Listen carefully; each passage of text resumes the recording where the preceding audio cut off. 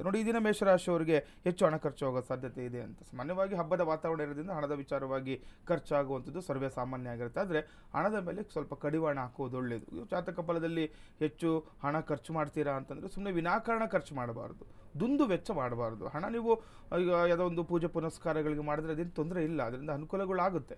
ಆದರೆ ಯಾವುದೊಂದೇನೋ ಪೂಜೆ ಮಾಡಬೇಕು, ಹೂ ತರುವಂಥದ್ದು, ಹಣ್ಣುಗಳು ತರುವಂಥದ್ದು. ಯಾಕೆಂದರೆ ಹಬ್ಬದ ವಾತಾವರಣ ಇರೋದ್ರಿಂದ ಸ್ವಲ್ಪ ಒಂದು ಹಣದುಬ್ಬರ ಕೂಡ ಆಗಿರುವಂಥದ್ದಾಗುತ್ತೆ, ಎಲ್ಲ ಬೆಲೆಗಳು ಹೆಚ್ಚಾಗಿರುತ್ತೆ. ಹಾಗಾಗಿ ಖರ್ಚು ಹಾಗೇ ಆಗುತ್ತೆ.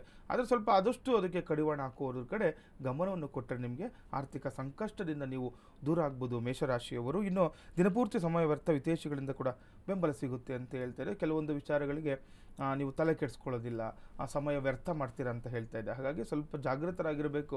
ಯಾವುದಾದ್ರೂ ಕೆಲಸ ಕಾರ್ಯ ಇತ್ತು ಅಂತಂದರೆ ಅದರ ಕಡೆ ಗಮನ ಕೊಟ್ಟು ಕೆಲಸ ಕಾರ್ಯ ಮುಗಿಸುವತ್ತ ಗಮನವನ್ನು ಕೊಡಬೇಕು. ಇದರಿಂದ ನೋಡಿ, ನಿಮಗೆ ಹಿತೈಷಿಗಳಿಂದ ನಿಮಗೆ ಬೆಂಬಲ ಕೂಡ ಸಿಗುತ್ತೆ ಅಂತ ಹೇಳ್ತಾ ಇದೆ ಈ ದಿನ ಮೇಷರಾಶಿಯವರಿಗೆ.